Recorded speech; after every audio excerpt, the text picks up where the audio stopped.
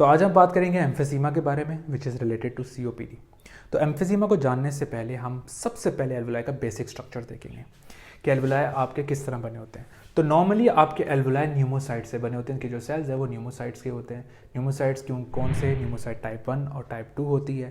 जो टाइप 1 होती है this is the most abundant cells in the alveoli, और ये क्या होते हैं, ये स्क्वेमस होते हैं और आपकी गैसेस एक्सचेंज करने में हेल्प करते हैं।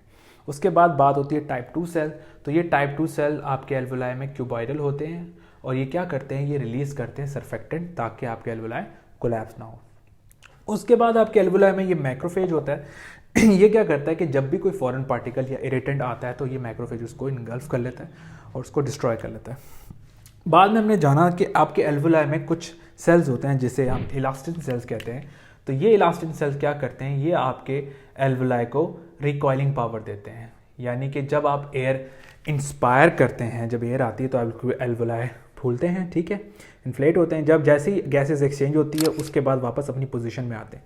तो जब ये वापस अपनी पोजीशन में आते हैं उनको जो ये रिकॉइलिंग पावर मिलती है वो इलास्टिन सेल से मिलती है जो आपके एल्वुलाई के अराउंड होते हैं। तो होता यूं है कि जब भी कभी कोई irritant, suppose an oxidative agent, macrophage से अटैच होता है या मैक्रोफेज उसको इनगल्फ करता है, तो मैक्रोफेज दो चीज़ें रिलीज करता है। कौन कौन सी?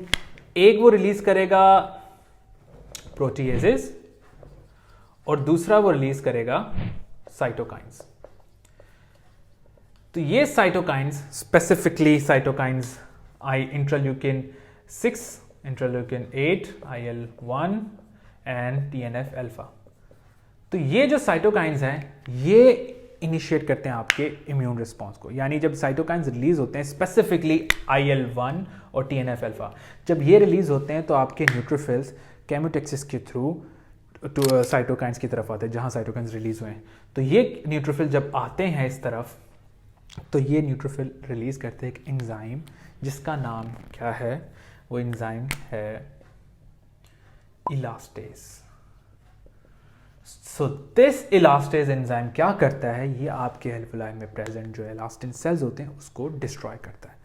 यानी कि ये जो सेल है इसको वो डिस्ट्रॉय कर देता है। तो जब आपके इलास्टिन सेल डिस्ट्रॉय हो जाएंगे तो आपकी रिकॉइलिंग पावर ख़त्म हो जाएगी। जब रिकॉइलिंग पावर ख़त्म हो जाएगी तो जब आप एयर इंस्पायर करेंगे तो आप उसको एक्सपायर आउट करने में मुश्किलात होगी और वो प्रॉपर आप एक्सपायर आउट नहीं करेंगे। अच्छा, तो ये तो हो गया cytokines, chemotaxis, neutrophil and elastin and elastin cells release destroy हो गए। ना सिर्फ साइटोकाइंस बल्कि ये जो प्रोटीएजेस हैं ये भी आपकी बॉडी को, आपके एल्वुलाई को डैमेज करते हैं। स्पेसिफिकली मेटालोप्रोटीएजेस ये क्या करते हैं, ये आपके एल्वुलाई की वॉल को डैमेज करते हैं और आपके एल्वुलाई के अराउंड जो कैपिलरी का जो जाल होता है एल्वुलाई के अराउंड, उसको भी डिस्ट्रॉय करते हैं। तो जब आपके एल्वुलाई डिस्ट्रॉय होंगे, इलास्टिसिटी भी लूज होगी और कैपिलरी भी डिस्ट्रॉय होगी, then we will say the patient is suffering from emphysema. So अगर इसको देखा जाए कि अगर ये ऐसा ही हो रहा है कि कोई भी इरिटेंट आया, मैक्रोफेज ने रिएक्ट किया और रिलीज किया ये एंजाइम और इसी ने फिर डैमेज करना शुरू किया, तो इस तरह तो हर स्मोकर को एम्फीसीमा होना चाहिए और हर इंसान को होना चाहिए जो पोल्यूशन में रहता है, क्योंकि इरिटेंट तो जाएंगे एल्वुलाई में, तो एल्वुलाई में जब जाएंगे तो मैक्रोफेजेस ये रिएक्शन करेंगे तो फिर तो डैमेज होगा।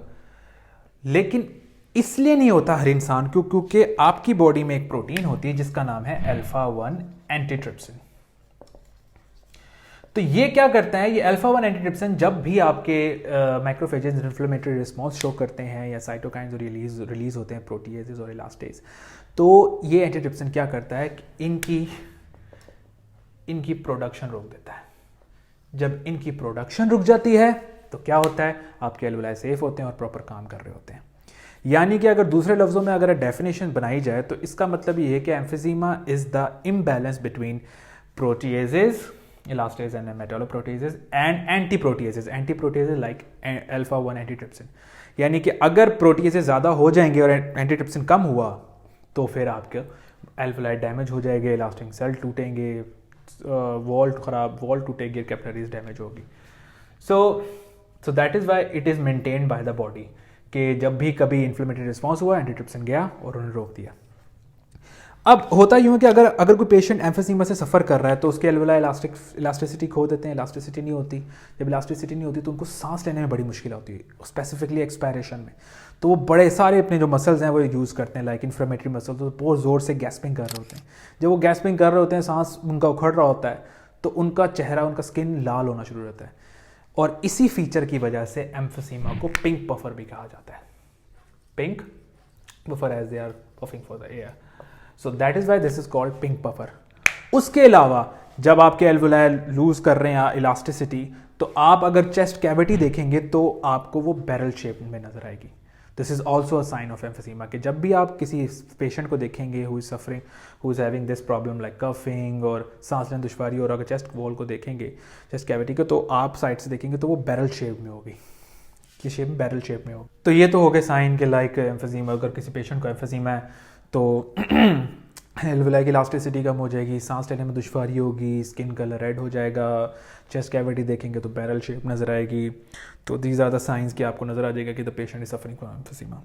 तो ये जो एम्फीसीमा डिसीज़ है ये क्योरेबल नहीं है, लाइक ये रिवर्सिबल नहीं है। वंस आपके एल्वुलाई अगर डैमेज हो गए हैं तो आप इसको दोबारा वापस सीधे यानी प्रॉपर अपनी हालत में नहीं ला सकते। हाँ, सिस्टमेटिक रिलीफ ला सकते हैं। सिस्टमेटिक रिलीफ बाय ड्रग्स कौन कौन से, लाइक ब्रोंकोडायलेटर्स, लाइक लेवोल्ब्यूट्रोल, अल्ब्यूट्रोल देंगे। उसके अलावा अगर पेशेंट म्यूकस की वजह से तो म्यूको एक्टिव एजेंट गुआइफेनेसिन दे देंगे। उसके अलावा कॉर्टिकॉइड्स दे देंगे लाइक प्रेडनिसोन और फ्लेक्टिसोन्स।